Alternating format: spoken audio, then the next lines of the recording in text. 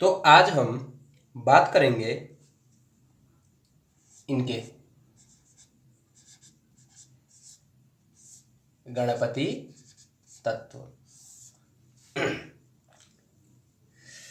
गणेश जी प्रथम पूज्य,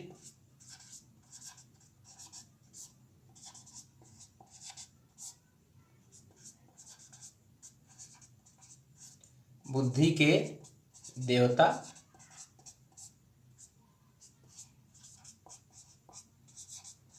नारायण के जो है विकल्प।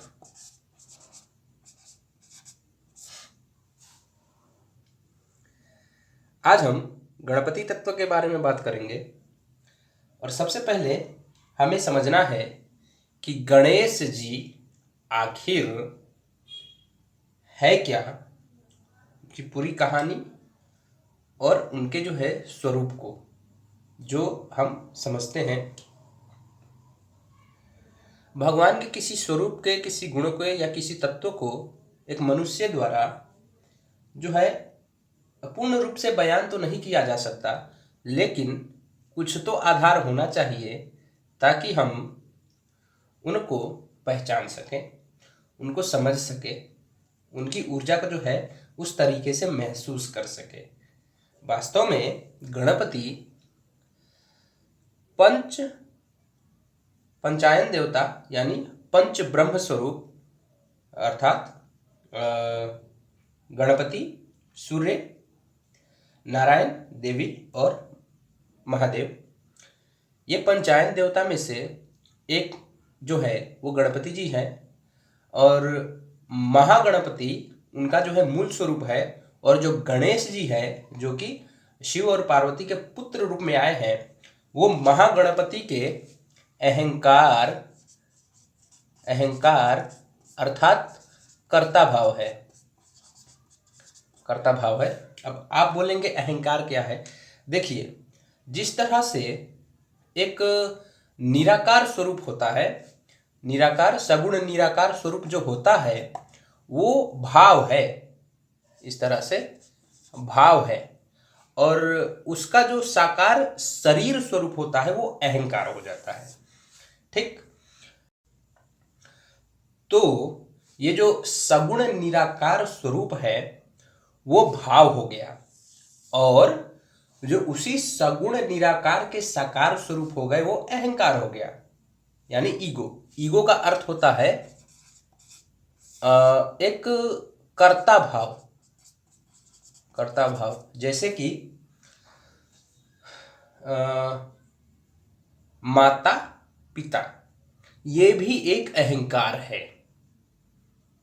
ठीक, अब देखिए, वास्तव में मूल जो जगत का पितृतत्व है वो कौन है?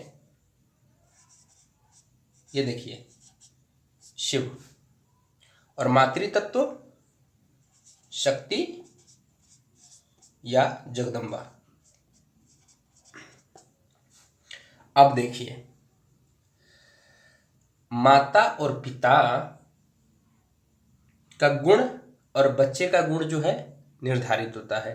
पिता अपने पुत्र से प्रेम करते हैं, माता भी प्रेम करते हैं। पिता जो है सही मार्ग दिखाती है, माता जो है उनका जो है ध्यान रखती है। तो यही हो गया संतान, माता और पिता, बस यही स्वरूप है ना इस संबंध का। तो इस जगत के मूल जगत पिता के रूप में महादेव को जाना जाता है, और जगत माता के रूप में आदिशक्ति जगदम्बा को जाना जाता है। और हम मनुष्य के जो माता पिता है वो कहीं ना कहीं, यदि वो अपने मातृकर्म और पितृकर्म कर रहे हैं सही तरीके से, तो वो शिव के अहंकार और शक्ति के अहंकार के रूप में जाना जाएगा। क्यों? क्योंकि कर्ता भाव तो पकड़े हैं, माता जगदम्बा हो जाएंगी और पिता शिव हो जाएंगे। यदि वो सही तरीके से अपने मातृगुण और पितृगुण को निभाए तो। अभी इस दुनिया में कुछ ऐसे भी माता पिता है जो अपने बच्चे के साथ शत्रुवत व्यवहार करते हैं, तो वो इस कैटेगरी को पूरा नहीं करते। माता पिता और संतान का एक संबंध निर्धारित है। पिता रास्ता दिखाएगा, उसको जो है बचाएगा, उसको केयर करेगा, जहाँ गलती होगा वहाँ पर सुझाव देगा। माता जो है उसको स्नेह करेगी, उनको जो है प्रेम देगी, उनका जो है देखभाल करेगी। तो यही है संबंध का आधार। तो अगर माता और पिता अगर ये कर्म कर रहे हैं तो कहीं ना कहीं इस बात को आप समझ के चलिएगा कि पिता के स्वरूप में स्वयं शिव आप तक कुछ संदेश पहुंचा रहे हैं और माता के स्वरूप में स्वयं शक्ति आप तक संदेश पहुंचा रही है। तो जगत पिता और जगत माता इस दुनिया में ऊर्जात्मक रूप से यही है और वही अलग अलग रूप में व्यक्त हुए हैं। अब मेरे लिए शिव और शक्ति के अहंकार तो मेरे माता पिता हो गए, संबंध अच्छा है। आपके घर में कोई संतान जो देख रहा है, उनके माता पिता उस अनुरूप कर्म कर रहे हैं तो उनके लिए शिव और शक्ति का अहंकार वो हो गया। तो कहीं ना कहीं माता और पिता को भी भगवान बराबर का दर्जा दिया जाता है यदि वो अपने गुण कर्म सही तरीके से करे तो। ठीक, अच्छा अब चलते हैं गणपति तत्व पर। माता पिता के कर्म तो हो गए। ईगो आप समझ गए, कर्ता भाव। बोलते हैं अहंकार दुश्मन है, अहंकार दुश्मन है, अहंकार को खत्म करो। नहीं, अहंकार दुश्मन नहीं है, गलत अहंकार दुश्मन है। आपके शरीर, बुद्धि, विवेक और ऊर्जा अनुरूप कोई कर्ता भाव जिससे आप संतुलन स्थापित कर रहे हैं वो आपके अंदर है, तो वो कर्ता भाव आपके लिए सही है। वो ईगो आपका जो है सही है और वो शनिदेव नहीं तोड़ते, क्योंकि शनिदेव जो ईगो तोड़ता है वही ईगो देता है, अर्थात अहंकार जो तोड़ता है वही अहंकार देता है। शनि महादशा में जो खराब अहंकार है वो तोड़ा जाता है और जो सही अहंकार है वो दिया जाता है। अहंकार बिना कर्म नहीं होता। ठीक, तो यही काम है। जो कर्ता भाव संतुलित कर्म करे, जो कर्ता भाव संतुलित कर्म करे वो नैसर्गिक अहंकार है, ईगो है, और वो हर एक व्यक्ति के अंदर होना चाहिए। अच्छा, आप चलते हैं गणपति जी पर। गणपति जी सबसे पहले उनके जो है जन्म के समय पर जाते हैं। जन्म के समय पर क्या हुआ था आप जानते हैं। छोटी सी जो है एक संक्षिप्त में जो है उस कहानी को मैं बता दे रहा हूँ। माता जगदम्बा के मैल से वो उनका शरीर निर्माण हुआ था और महादेव ने जो है पहले उनका शीश काटा। अब देखिए,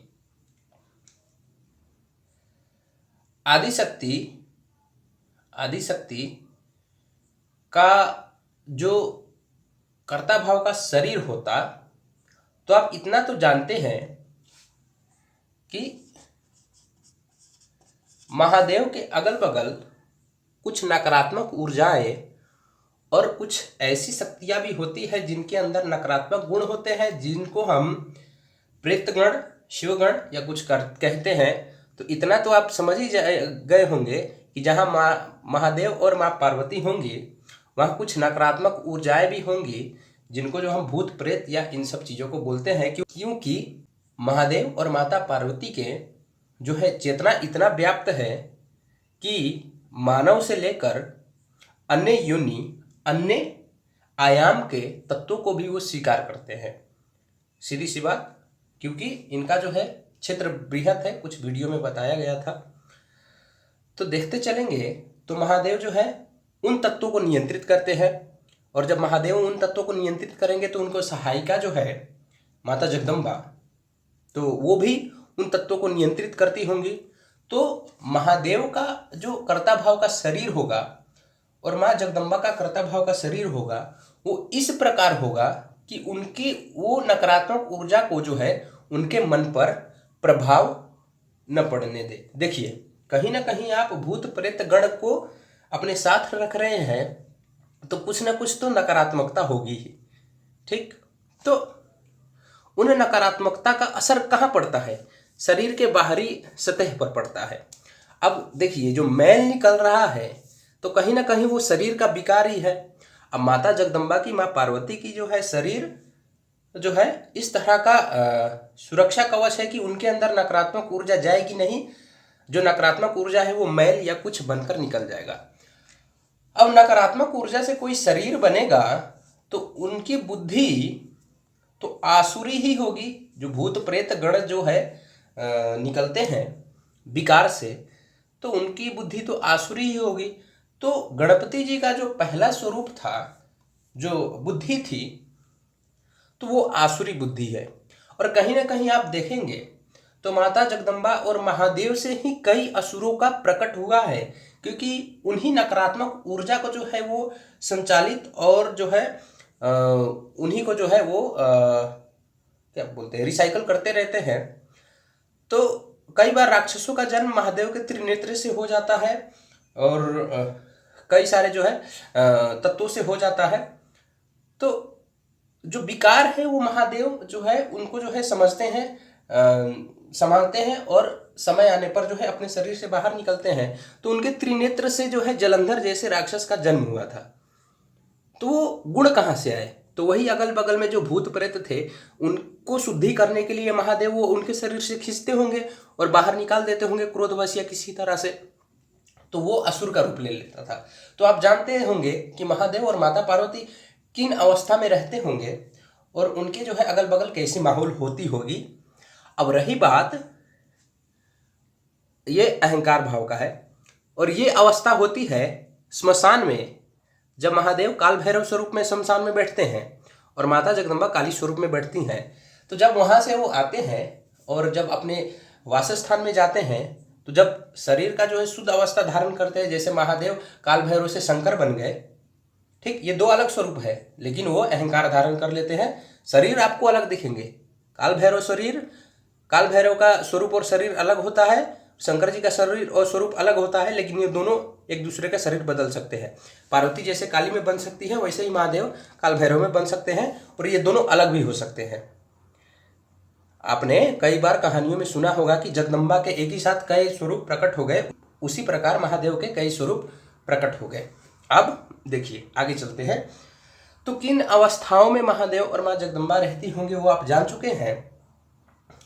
तो उस हिसाब से जब वो कैलाश पर थी, तब गणेश जी का जब जन्म हुआ तो उनके बाहरी विकार से जो एक शिशु बना, तो उनका जो है बुद्धि जड़ था। बुद्धि जड़ का अर्थ क्या है? किसी चीज को न समझना। वास्तविकता में माता जगदम्बा ने, माँ पार्वती ने बोला था कि किसी को अंदर आने मत देना, और जब गणपति जी को महादेव ने कहा कि मैं तुम्हारा पिता हूं, तो कहीं ना कहीं ये एक धर्म संकट की अवस्था थी और उस अवस्था में जो है कुछ अलग तरीके से जो है निर्णय लिया जा सकता था, लेकिन बाल स्वरूप और हठ और जिद के कारण गणपति जी जो है युद्ध के लिए तैयार हो गए। तो महादेव ने उनकी जो है जड़ता का विनाश किया, जो उनके शीश पर हावी था। तो जब जड़ता का विनाश हो गया, उसके बाद अपने पुत्र मोह में माँ जगदम्बा जब क्रोधित हुई, तो महादेव ने उन पर जो है गज का शीश लगा दिया। गज का शीश लगा दिया। अब देखिए, अब मैं यहाँ पर जो है गणपति जी का कोई वो नहीं कर रहा हूँ, बस गज का शीश लगा दिया और गणपति जी जो है प्रथम पूज्य कहला गए। अब देखिए, जब गणपति जी का आगमन हो गया तो महादेव को जो है एक कर्म से मुक्ति मिल गई, वो है जड़ता को रोकना। सबसे पहले इनका शीश जो है गज का लगा दिया। तो गणपति जी का कार्य क्या है? भूत प्रेत पिशाच गण को जो है नियंत्रित करना, गणनायक गणपति।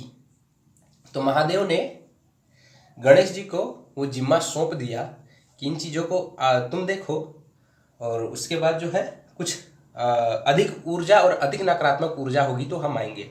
तो महादेव के कंधे से कुछ भार कम हो गया गणपति जी के आने के कारण। तो गणेश जी क्या करते हैं? गणों को जो है नियंत्रित करते हैं। गण में कौन होते हैं? भूत प्रेत पिशाच। भूत प्रेत पिशाच कौन होते हैं? मरे हुए व्यक्ति। तो गणपति तत्व या गणेश जी जो है, जिस व्यक्ति का गणेश साधना सफल हुआ, जिस व्यक्ति पर गणेश जी की कृपा हो गई उसके सारे पितृदोष शांत हो गए। क्यों? क्योंकि गणपति है। उनके सारे पितृ कहाँ चले गए? शिव जी के गण के स्वरूप में। और उनको नियंत्रित कौन करता है? गणेश जी। तो गणेश जी को एक लड्डू दे दो, पितृ शांत हो गए। और वास्तव में पितृ जो है वो जो है मैक्सिमम जो पितृ है उनको जल नहीं मिलता मरते समय। तो गणपति जी को तर्पण प्रिय बोला जाता है। तर्पण प्रिय, तो गणपति जी का जो है तर्पण होता है। ऐसे मूर्ति रखा जाता है और कई बार जो है वो हल्दी का जो है छोटा सा पिरामिड जैसा बनाकर तर्पण किया जाता है। ज़्यादा दिक्कत वाली बात नहीं है, बस ऐसा रखना है, ऐसे हाथ रखना है, दाहिना हाथ किसी चम्मच से, जैसे कि ये है, देखिए ये इस तरह का ऐसे निकालना है और ओम गणपतये नमः तर्पयामि नमः, ओम श्री गणेशाय नमः तर्पयामि नमः, इस तरह से करके तर्पण किया जाता है। और उससे जो है मैक्सिमम पितृ आपके शांत हो जाते हैं। अब तर्पण के लिए जो है वो जल होता है, उसमें सुगंधित चीज़ें भी डाली जाती हैं, सादा पानी से भी, सादा जल से भी किया जाता है। ठीक, तो मैक्सिमम पितृ का जो है, गणपति जी आ गए तो पितृ दोष के लिए जो है ज़्यादा सोचना नहीं होता। जहाँ गणपति जी विराजमान हो गए पितृ स्वयं शांत होते हैं। जब कोई किसी तरह से हो जाता है तो उसको समझकर जो है शांत किया जाता है। तो गणेश जी के आते ही सबसे पहले जो है आपके पितृ शांत होते हैं। अब गणपति तत्व, गणपति तत्व क्या है? तो ये है बुद्धि के देवता। अब बुद्धि के देवता देखिए, बुद्धि दो ग्रहों के पास होती है, एक होता है बुध, दूसरा होता है राहु। ठीक, राहु जो है नकारात्मक बुद्धि लगाता है, बुध जो है सकारात्मक बुद्धि लगाता है। गणपति जी के पास दोनों होता है। अब देखिए, राहु जो बुद्धि है वो कौन लगाएगा? तो भूत प्रेत पिशाच गण का जो है राहु वाला बुद्धि होता है। अब पितरों को शांत कर रहे हैं, गणों को शांत कर रहे हैं, तो कुछ खुराफात तो इनकी जो है नैसर्गिक गुण है। तो राहु को नियंत्रित गणपति जी करते हैं कला द्वारा, विवेक द्वारा, ज्ञान द्वारा। जानते हैं महाभारत उन्होंने ही लिखा था, और कई सारे ग्रंथ और जो है कई सारे ज्ञान जो है गणपति जी के पास होते हैं। तो राहु को गणपति जी शांत करते हैं। और बुध जो है ऊर्जा को नियंत्रित करने वाला जो है विज्ञान बुधदेव के पास होता है। राहु बस बुधदेव के कॉपी करते हैं। ठीक, मूल रूप से ऊर्जा को नियंत्रित करने का जो ज्ञान होता है बुध ग्रह के पास होता है, क्योंकि बुध ग्रह और शुक्र ग्रह का जोड़ी बनता है तो लक्ष्मी नारायण योग होता है।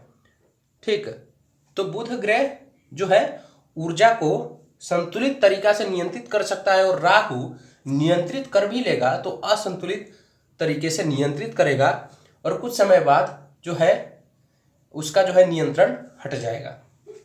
तो राहु बुध का कॉपी करेगा। दिखने में दोनों बुद्धिमान दिखेंगे, बुध प्रधान व्यक्ति और राहु प्रधान व्यक्ति दोनों बुद्धिमान दिखेंगे। ठीक है, लेकिन जीतते यही है। और बात यह है कि हमारा बुध ग्रह भी उच्च का है 10वें भाव में, और राहु भी है उच्च का 10वें भाव में, दोनों कन्या राशि में उच्च के होते हैं। तो हमारे लिए ये जरूरी है। और गणपति जी का जो है हमें जो है पूजन करना, तर्पण करना अच्छा लगता है, और गणपति तत्व यही है। और ऊपर से नारायण के विकल्प, गणपति जी एक जो है सामंजस्य बिठाने वाले देवता हैं। देखेंगे तो बुद्धि से कई सारे चीज को जो है सॉल्व कर दिए। जैसे कि प्रथम पूज्य का जो है प्रतियोगिता था वो, उसके बाद कई सारे जो है चीज वो बुद्धि के देवता बुद्धि लगाकर सॉल्व कर देते हैं। वहां बल लगाने की आवश्यकता नहीं होती। जैसे कि कोई काम नहीं हो रहा तो क्या करता है इंसान? गुस्सा कर देता है। गणपति जी बुद्धि लगाकर सॉल्व कर देते हैं। तो गणपति जी को बुद्धि के देवता कहा जाता है। और जिसके पास अच्छी बुद्धि होगी, मैनेजमेंट का क्वालिटी अच्छा होगा, वहीं पर धन टिकेगा। और इसीलिए लक्ष्मी जी का गणेश जी के साथ जो है पूजन होता है। वो नारायण के विकल्प के रूप में माने जाते हैं, क्योंकि नारायण भी क्रोध प्रिय नहीं है, वो शांति प्रिय है, बुध प्रिय है। नारायण के अवतारों की जो है कुंडली देखेंगे तो उनमें भी बुध ग्रह उच्च के होते हैं। तो नारायण को जो है सामाजिक तौर तरीके देखना होता है, सामाजिक जो है व्यवस्था देखना होता है। तो धन संपत्ति वाले जिम्मा जो है नारायण अपने भांजे को दे देते हैं। गणेश जी तो उनके भांजे हैं। तो बोलते हैं आप जो है लक्ष्मी जी के साथ हमारा कार्य देखिए, बुध ग्रह, और उसके बाद राहु जनित कार्य भी। और नारायण जो है अपना जो है एक लोकाचार का बात कर रहा हूँ, अहंकार का बात, ये सगुण निराकार तत्व तो नहीं, सगुण साकार तत्व। अगर आप नारायण का जो है सीरियल में जैसे देखते हैं कि नारायण वैकुंठ में बैठे हैं, उसके बाद जो है कैलाश से गणेश जी वहाँ पर, ये होता है, बिना हुए वो सब लिखा नहीं जाता, और ये सब जो है पुराणों से आता है। वैसे लोग हैं, वैसे लोग हैं। तो वास्तव में जो है ये इनको जो है देखते हैं कि धन संपत्ति वाले चीज आप देखिए, हम सामाजिक तौर तरीके देखते हैं। तो गणेश जी के आते ही महादेव के और नारायण के दोनों के जो है कुछ कार्य हल्के हुए। तो गणेश जी जो है प्रथम पूज्य है। हम क्या करते हैं, अरे व्यवस्था विधान है कि गणेश जी को पहले पूज देना है, तो 2-4 फूल अक्षत दे दिया, वो कुछ चढ़ा दिया, भाव दिया ही नहीं, तो वो गणपति पूजन माना ही नहीं जाता। ठीक है, आपको लगेगा कि हम गणपति जी का पूजन कर रहे हैं, लेकिन भाव जब नहीं देंगे तब तक जो है वो गणपति जी प्रसन्न नहीं होते। और जैसे ही गणपति जी का पूजन करेंगे, पूजा पाठ आराम से शांति से हो जाएगा। गणपति जी को प्रसन्न करना आवश्यक है। देखिए, एक ही भगवान से काम होता तो शंकराचार्य पंचायन देवी देवता पूजन के फिलोसॉफी या पंचायन देवी देवता के पूजा पद्धति लाते ही नहीं। तो गणपति जी का पूजन आवश्यक है, बाकी देवी देवताओं का भी पूजन आवश्यक है। भाव देना होगा गणेश जी को, मन से भक्ति करनी होगी। और अगर आपके मन गणपति जी के प्रति नहीं लग रहा, तो आपके राहु खराब है, बुध खराब है, जबरदस्ती आपको मन को घुमाना होगा। उसके लिए ध्यान करिए। अपने मन पर नियंत्रित करना जो है थोड़ा कठिन होता है, लेकिन किसी की भक्ति नहीं होती ना, तो समझ लीजिए उसके संबंधित जो है कुछ ग्रह खराब है। जैसे कि मान के चलिए हम पहले किसी देवी देवता का जो है पूजन करते थे और अभी नहीं कर रहे हैं, तो इतना बात समझ लीजिए कि उन देवता से संबंधित ग्रह में या कर्म में कुछ दोष है, जो कि हमें उन देवी देवता के तरफ बढ़ने नहीं दे रहे हैं। ठीक, तो उस पर जो है जबरदस्ती मन लगाया जाता है। जैसे कि मान के चलिए हमें जगदम्बा की जो है मन नहीं कर रहा भजन सुनने का या कुछ, तो सीधी सी बात है हमारे शुक्र तत्व या मंगल तत्व जो है खराब होगा। तो हम क्या करेंगे, उस वक्त हमारा मन नहीं कर रहा सुनने को, तो हम बुद्धि लगाकर जबरदस्ती सुनेंगे उनका भजन, उनके मंत्र, ताकि हमारे मन जो है उस दिशा पर जाए और वो जो जड़ता है हमारे मन पर वो हट जाए। तो इस तरह से जो है मन को देवी देवता पर समर्पित किया जाता है। मन न लगते हुए भी पूजन करना होता है, क्योंकि दोष होता है कुछ मन पर जो है, इन ग्रहों का, इन विकारों का जो है प्रभाव पड़ता है। मन के हिसाब से कोई कार्य नहीं करता। वो लोग बोलते हैं मन करेगा तो करेंगे, अरे भाई मन तुम्हारे किसी और के बस में है। मन से अधिक बुद्धि लगाओ। बुद्धि के देवता, अगर आप देखिए गणेश जी का एक स्वभाव क्या होगा, उनका भी तो कोई मन होगा, तो बुद्धि फिर अधिक है, तो बुद्धि से अपने मन को नियंत्रित करते हैं, तभी जाकर वो भूत प्रेत और गणों को जो है कंट्रोल कर सकते हैं। तो मन से अधिक बुद्धि सही।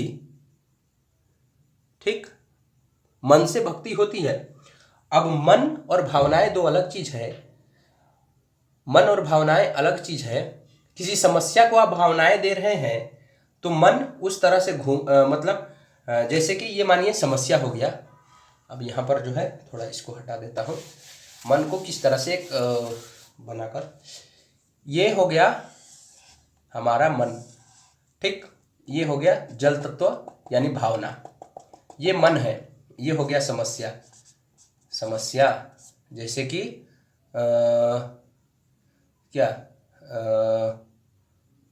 कर्ज।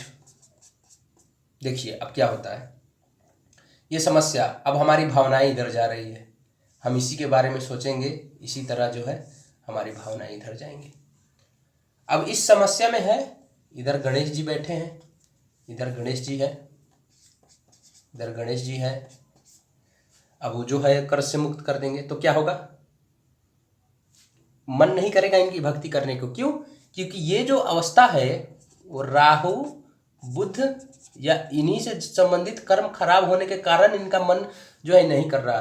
तो इस वक्त क्या करना है, अपनी बुद्धि से इस चीज को बंद करना है और इधर से खोलना है, और ये स्वयं समस्या समाधान कर देंगे, क्योंकि इधर जैसे खुला ये दोनों शांत। इससे बुद्धि को जो है मेरा मन क्या कर रहा है उस पर जो है निगरानी करना होता है, और वो ध्यान करने वाला व्यक्ति कर सकता है, अपने मन को देखना होता है। तो हर बार मन की नहीं किया जाता, क्योंकि मन बड़ा चंचल है और मन ही फंसाता है। कौन जानबूझकर कोई कर्म करेगा और उसके जो है संबंधित पीड़ा भोगेगा? करवाता तो मन ही है, लेकिन फिर भी पीड़ा भोगता है। तो मन के हिसाब से चलोगे तो पीड़ा भोगोगे ही। बुद्धि भी चाहिए, मन से सर्वश्रेष्ठ बुद्धि। तो इतना बात आपको समझाना था। श्री गणेशाय नमः। और जो है गणेश जी का जो है साधना करिए, उपासना करिए। उनके कई स्वरूप हैं। साधारण गणपति तत्व के बारे में हमने आपको बताया। धन्यवाद।